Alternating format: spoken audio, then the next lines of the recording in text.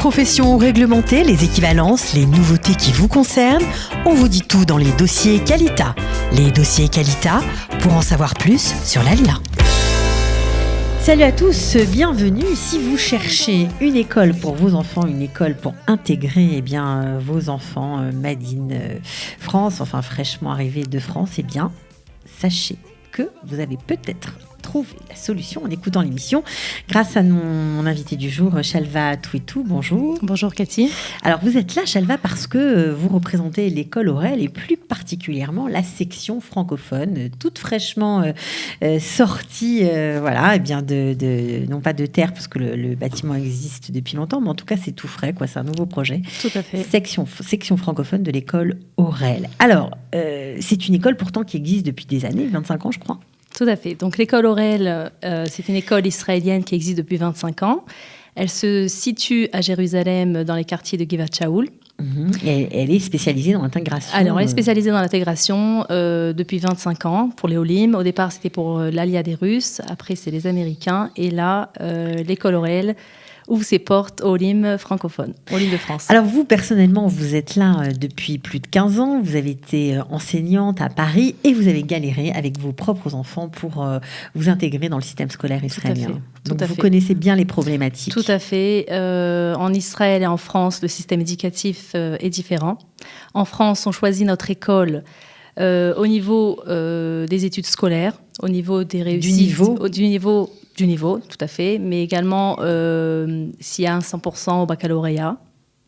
On choisit cette école-là selon la réputation, etc. En Israël, on choisit l'école en fonction de son niveau de religiosité, c'est-à-dire si on est Haredi, on va mettre les enfants chez les Haredim, si on est Dati, etc. Et donc le français a du mal à s'intégrer, à trouver son mixar et de choisir une bonne école pour son enfant.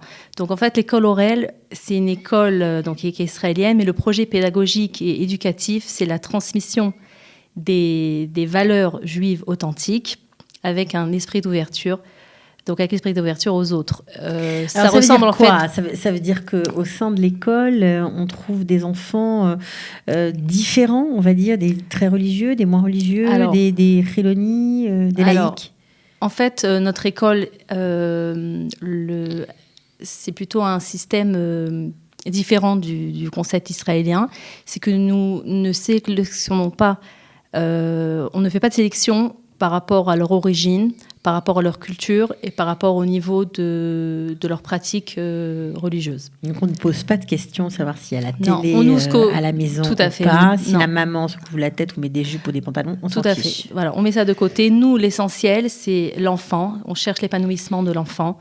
On pousse, donc comme je vous expliquais, donc école Aurel, c'est Bet Sefer à Madaim Varachim, c'est l'école des sciences et des valeurs. Alors, il y a beaucoup de choses. Alors, d'abord, l'intégration. Alors, on a compris que vous avez une certaine expérience avec les immigrants qui sont arrivés au fur et à mesure en Israël, notamment les Russes, les Américains, et là, les Français. Vous vous adaptez aux Français. Pourquoi ? Parce qu'il y a de la demande, parce que c'est une demande qui a été ressentie par l'école Aurel ? Tout à fait. En fait, c'est des Français, beaucoup de parents français ont commencé à connaître notre école, se sont intéressés.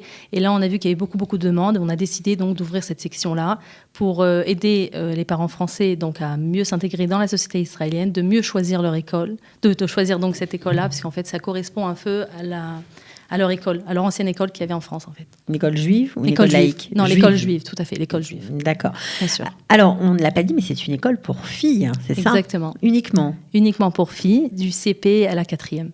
D'accord. Et il y a combien d'élèves en tout actuellement dans l'école ? Alors, à peu près moins que 100 élèves. Donc, c'est chaque classe maximum, chaque classe contient à peu près entre 15 à 20 élèves maximum. Nous, ce qu'on cherche, c'est vraiment donner le maximum à chaque enfant, donner la possibilité à chacun de ces enfants-là de réussir, d'avancer dans la vie, de leur donner des outils pour la vie. Alors, des outils, j'imagine que se cache derrière tout ça un projet pédagogique bien spécial et une direction un peu particulière. Alors, quelle est la tendance de la direction de l'école ? Alors, la direction et les professeurs sont religieux. C'est-à-dire religieux d'Atiloumi ou Haredim ? Alors, sont plutôt Haredim, mais ils ont une ouverture d'esprit exceptionnelle qui est très rare en Israël. D'ailleurs, j'avais une conférence avec plusieurs directeurs, directrices d'autres établissements scolaires, Dati, Léomi, Chiloni, etc. Ils étaient épatée, enthousiasmée de voir comment une nana a une direction qui est religieuse, s'ouvrir à l'autre, d'accepter l'autre. Donc une direction orthodoxe, on peut traduire comme ça, accepter tout le monde en fait. Voilà. C'est très nouveau, il faut bien le dire. Ouais. C'est en tout cas pour nous, en général, quand on approche ces milieux-là, c'est pas toujours évident, c'est plutôt assez fermé, ils se protègent et donc du coup... Tout à fait.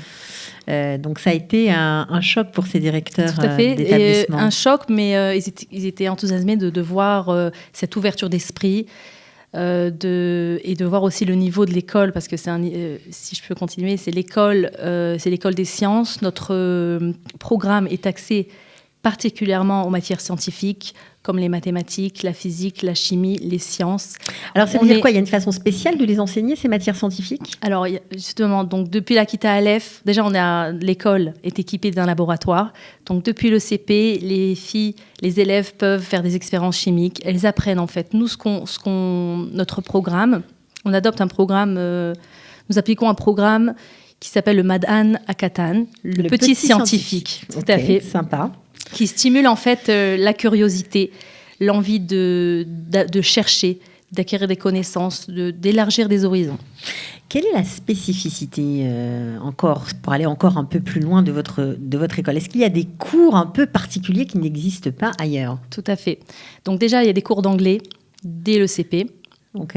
D'accord. Donc ils apprennent à lire, à écrire, le vocabulaire. Est-ce que ça marche ? Parce que parfois il y a des cours d'anglais dans les écoles israéliennes qui commencent en Kita Dalet, mais pourtant les parents, ou même avant, même en bête, mais ça marche pas tellement, quoi. Les enfants ne parlent pas l'anglais. Alors nous, comment ça se passe ? Comme on est des petites classes, donc s'il y a des difficultés, on sépare, on fait des akvatsot, c'est-à-dire qu'on sépare la classe et il y a un professeur qui fait une remise à niveau, des cours de soutien, des shiur ezer.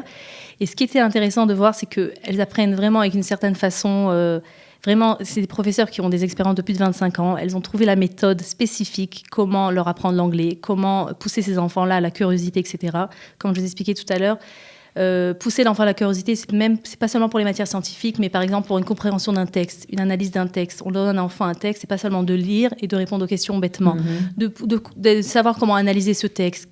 Quel est le Vous avez message ? des cours de méthodologie ? Tout à fait. C'est ça ce que... Oui, tout à fait.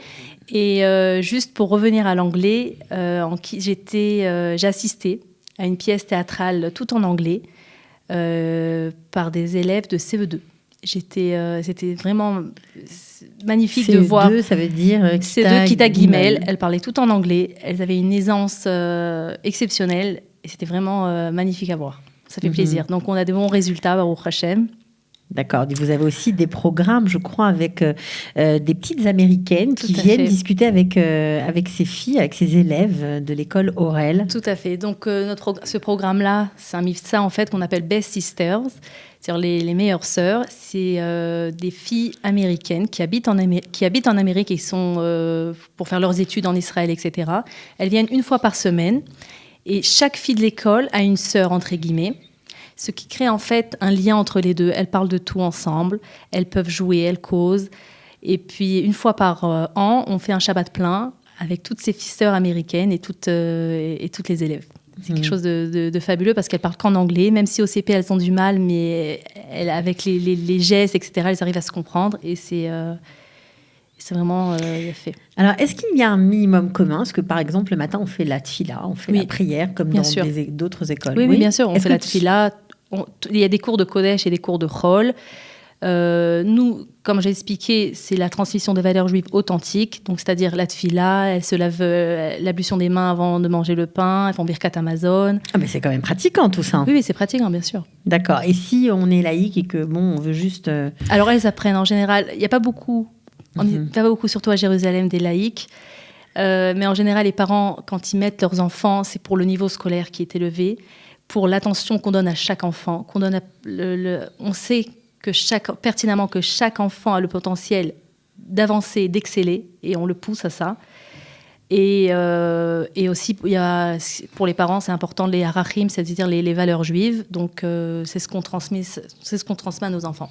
Alors, lorsqu'elles finissent la Kitachet, ces filles, elles vont où ? Elles poursuivent comment leur scolarité ? Alors, ce qui est intéressant, c'est qu'elles ont le choix. comme elles ont un très bon niveau en Chol et en Kodesh, elles peuvent choisir. On a des élèves qui vont directement des Ulpanot, dans différents Ulpanot. Il y a des élèves qui vont à Chorev, Bet Shulamit, des séminaires comme Ptinat Achinour. Elles choisissent, elles ont le choix, elles peuvent choisir. Il y a une bonne réputation, j'imagine ? Oui.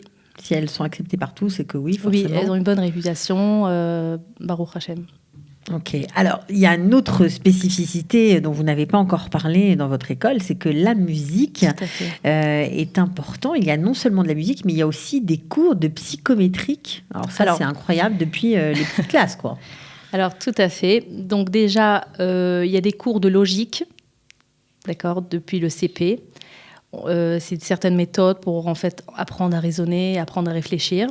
À partir de la 6e, elles commencent à préparer elles font des cours de psychométrie pour en fait être à l'aise pour plus tard, pour faire les examens, etc. Elles se préparent déjà depuis le 6e. Elles se préparent aux tests psychométriques pour entrer à l'université dès la 6e. Elles disent donc c'est pas mal.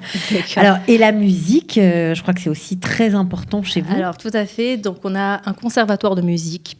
Nos élèves, depuis le CP, apprennent le solfège. Vous allez nous faire rêver, là. Non, mais vraiment. Et donc elles apprennent le solfège, elles apprennent des instruments de musique comme la flûte, le piano, etc. Et pour celles qui veulent avancer plus dans la musique, il y a l'après-midi des chogim, c'est-à-dire il y a le Bet Sefer HaMuzika où elles apprennent du piano, de la guitare, etc. Et puis à la fin d'année, elles font un concert avec tous les instruments qu'elles ont appris. Alors, on a l'impression à vous écouter que ce système est un peu calqué sur les écoles charédites pour filles qui sont d'un excellent niveau, qui ne sont pas très connues du reste de la population, et ce sont des écoles dans lesquelles elles font énormément d'activités périscolaires, on va dire. Elles font de la musique, elles apprennent des tas de choses. Mais la musique est intégrée dans le programme. C'est ça. D'accord. Mais c'est à l'intérieur de l'école, on a l'impression que c'est un peu calqué sur le même modèle. Vrai ou faux ? Je sais pas, moi. Je sais pas. Vous ne savez pas. Non, parce que comme la direction, vous avez dit que c'était des orthodoxes, donc en tout cas des orthodoxes. C'est des orthodoxes américains, donc déjà c'est différent. C'est pas le Haredi, c'est pas l'orthodoxe israélien. Elles ont une certaine ouverture, elles comprennent c'est quoi le chutznik. Ils ont une sensibilité aux gens qui viennent, qui n'ont pas grandi, qui ne sont pas nés en Israël. Tout à fait. Alors, quel est votre objectif pour la rentrée prochaine ? Qu'est-ce que vous aimeriez qu'il se passe au sein de cette section française ? Alors, Bezrat Hashem, c'est d'aider tous les parents français à mieux s'intégrer en Israël, à aider leurs enfants, à faciliter leur intégration et les accompagner du début jusqu'à la fin, qu'ils soient épanouis, s'ils ont un problème, s'ils ne savent pas comment faire, etc., pour les inscriptions, il y a la langue qui facilite. Voilà. Et puis, vous avez des notes chez Route, vous avez des cours d'Ulpan pour eux ? Il y a toute sûr. Une structure pour eux ? Tout à fait. Il y a cours d'Ulpan, des cours de soutien, des remises à niveau, etc., bien sûr. Mais il y a un point important qu'on a oublié de dire, c'est que les cours, c'est pas comme on est sur Misrad Achinour, sur l'éducation nationale, normalement c'est de 8h à 1h, mais chez nous c'est de 8h à 14h45. Voilà.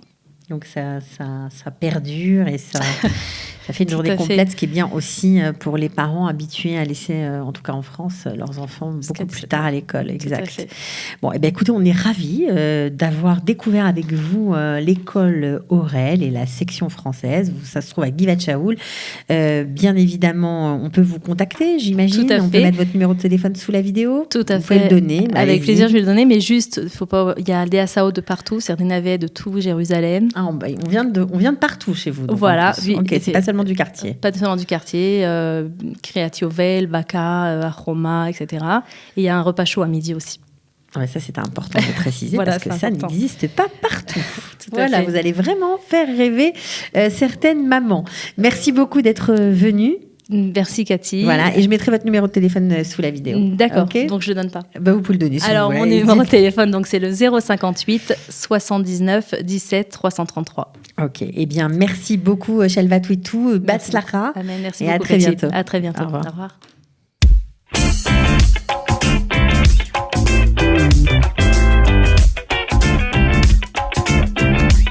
Les professions réglementées, les équivalences, les nouveautés qui vous concernent, on vous dit tout dans les dossiers Qualita.